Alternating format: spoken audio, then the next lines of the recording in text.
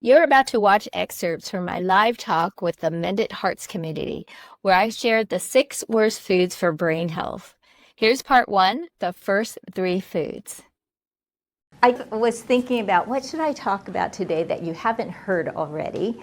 And what happened just about 4 weeks ago is my husband had brain surgery. So brain health has been very paramount in my mind.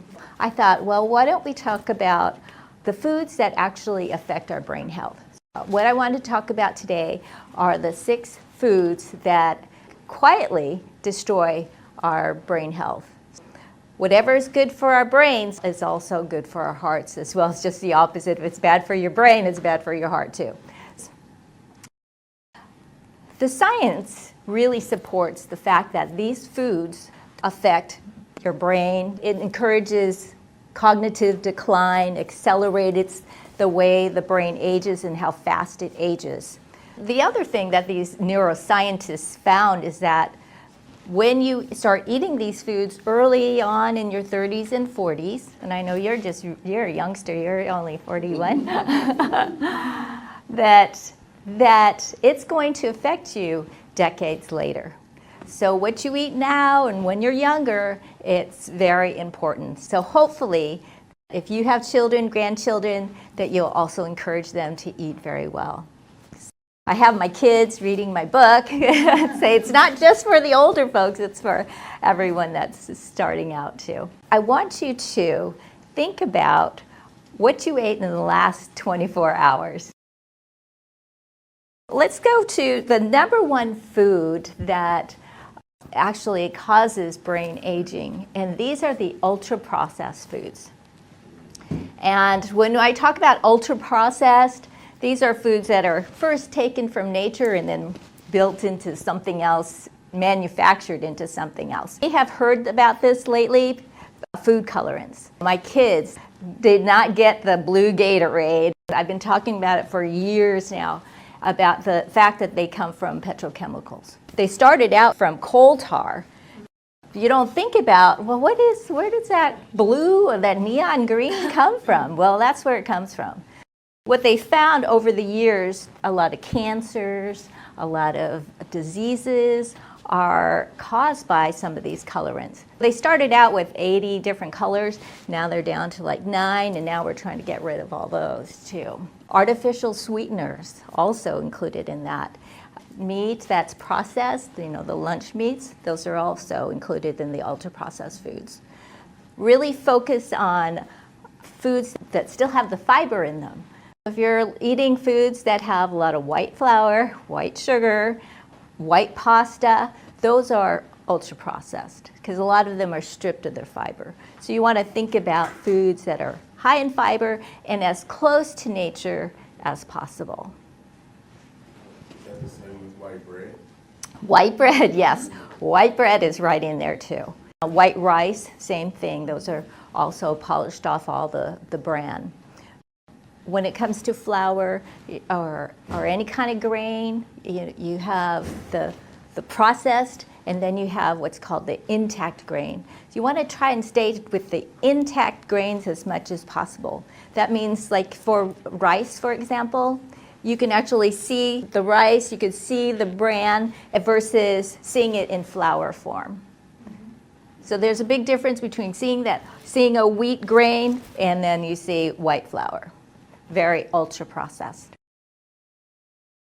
There are minimally processed foods, and those are frozen vegetables, frozen fruits, and as long as they don't have any sugar added to them, those are fine. And actually, they're one of the healthiest forms of eating your fruits and vegetables because they pick them when they're at their ripest and very nutrient dense, flash freeze them, and then they get to the grocery store. Whereas some of the fruits and vegetables that you eat, they're picked and maybe not even ripe because they need to make the trip to the grocery store. And then so they're shipped, and then they sit on the shelf in the grocery store, or they sit in the back warehouse until they get to your refrigerator, and then they sit in there, and then you finally eat them. So frozen is actually really good, and it's very convenient. And so that's minimally processed. fresh fruits, fresh vegetables, or fresh or frozen, and then also some of the intact grains as well as legumes. So we're talking beans, tofu. Anyone like tofu? Yes. Oh, good. I'm a self-proclaimed tofu-tarian. And I used to teach a tofu class, Tofu 101 class at Kaiser. And I had people just like you think, no, no, no way. And then after they take the class, after they taste all the different foods with tofu in, they go, I can't believe this is tofu. So keep an open mind. They say, well, I don't like those white blocks. But I smash it up, I grind it up and put it in chili and enchiladas, and you don't even know it's there because it takes on a flavor of whatever's in the dish. But I brought this up, tofu, because someone said, well, tofu, isn't that really processed? Because soybeans are green and the tofu is white, so it must be really processed. Soybeans, the edamame that you might eat in the Japanese restaurant, they're green, but soybeans are green when they're not mature yet. So we make tofu when it's mature and they're white, the beans are white. I've actually made tofu before. I'll do it. I did it once. But it's not that hard. You just take the soybeans and you boil it and you make a soy milk out of it, and then you add an ingredient that helps it curdle and get firm. But that's it. Minimally processed. Yeah. Is there a cooking class? One of the questions I asked the cardiac rehab, whatever, is that is there a cooking class? Do they teach you how to cook? For me, for a person like me, I don't know how to cook. I know how to, survive. I can survive, but to make a meal or something, will they teach me how to cook?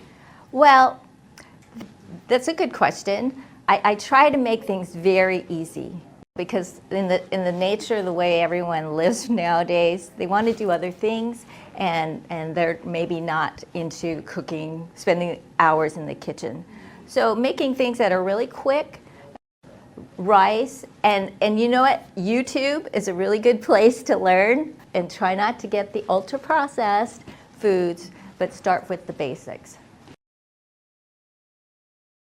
The other food that is not good for the brain is high mercury fish. And in cardiac rehab, you may have been told, eat more fish, less meat. Well, you have to be very particular about the fish that you eat because of the high mercury content. So the bigger the fish, the more mercury that they are going to accumulate. I have an acronym for that, is SMASH. So these are the 5 fish that have the least amount of mercury in it. So starting with S, that's salmon, and then M is mackerel. And mackerel, when I say mackerel, you want to stay away from king mackerel or Spanish mackerel. Those are the bigger mackerels. But mackerel, A is for anchovies, S is for sardines, and then H is for herring. And I have to be honest, I have not had a herring before. I don't have any of you? Yeah? Do you like it? Yeah. You do? Do you eat it on a cracker, or how do you usually eat herring? I haven't had herring in a long time. Uh-huh. They usually are served with something that's got a lot of sodium in it. Oh, okay. And So you don't eat it so I some. don't- But way back when, Uh-huh. yeah, it was like an hors d'oeuvre kind of thing. Okay, all right. I loved it. Yes. Are you eating more fish after you've had your? No, I would No. say no. Okay. It just hasn't really incorporated in the diet. A lot of the family, we just don't eat a lot of fish. Fish is good because of the healthy omega-3s that are in them. That helps the blood become less sticky. And if you have any kind of heart condition, you want to try to get more of those omega-3s. Not overdoing it with the supplements, because everybody does that. I say, okay, you want to eat more omega-3s. Okay, I'll take the jar. That's a lot easier than eating fish. Well, you can overdo it on omega-3s. It could cause too much bleeding, not enough of that stickiness. It could do just the opposite. You have to be careful. So anything with supplements, you need to be careful. But so for fish, 1 to 2 times a week, that's fine, and you're not going to be overdoing it on fish. Karen, what about seafood? See, Like shrimp or, like what kind? like shrimp. Oh, like shellfish. As far as being rich in omega-3s, not as much as those 5 fish. I eat shrimp, but you really have to be careful what waters they come from too. The 5 fish I chose because of their high content of omega-3s as well as their low content of mercury. Mercury is a neurotoxin and it causes the brain to age.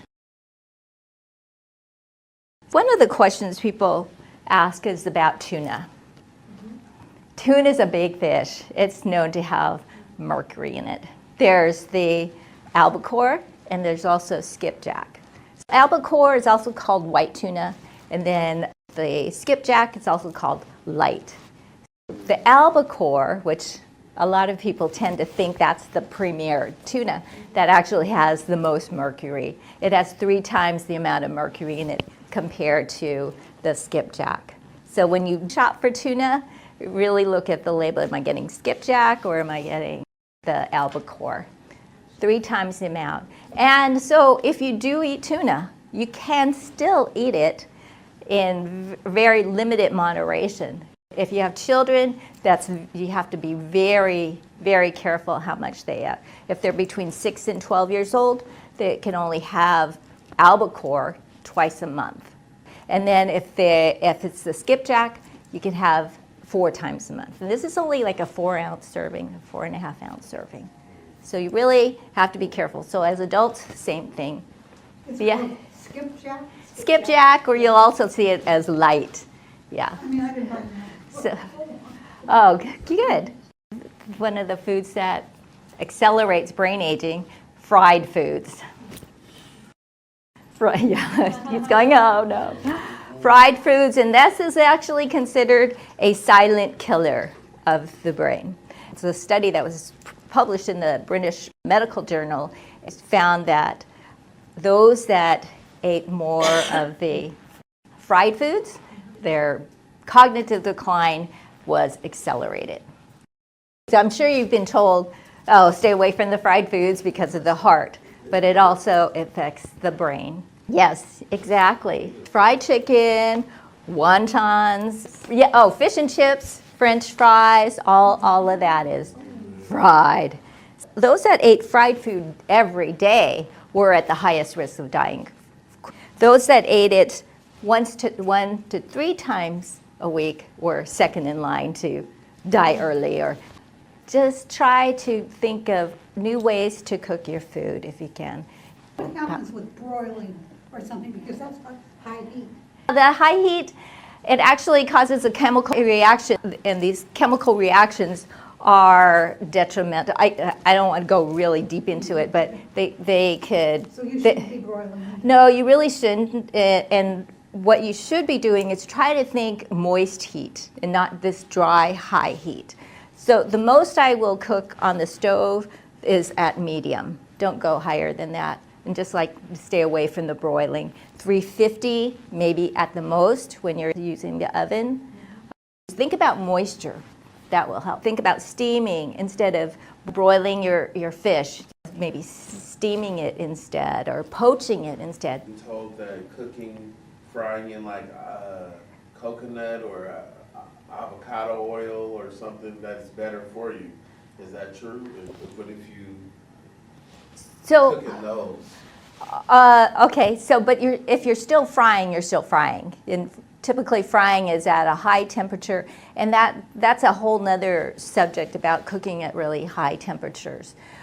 Avocado oil can tolerate the high heat better than some of the other oils, but you're still frying it. And that brings on another subject about, well, olive oil, isn't that really good for you? I talk about that in my book too, is that they think it's some type of, it has special powers because it's olive oil. And look at all the Greeks, they were so healthy. Well, the Greeks are not so healthy anymore. I mean, the mean weight is about 44 pounds more than when when they studied the Mediterraneans.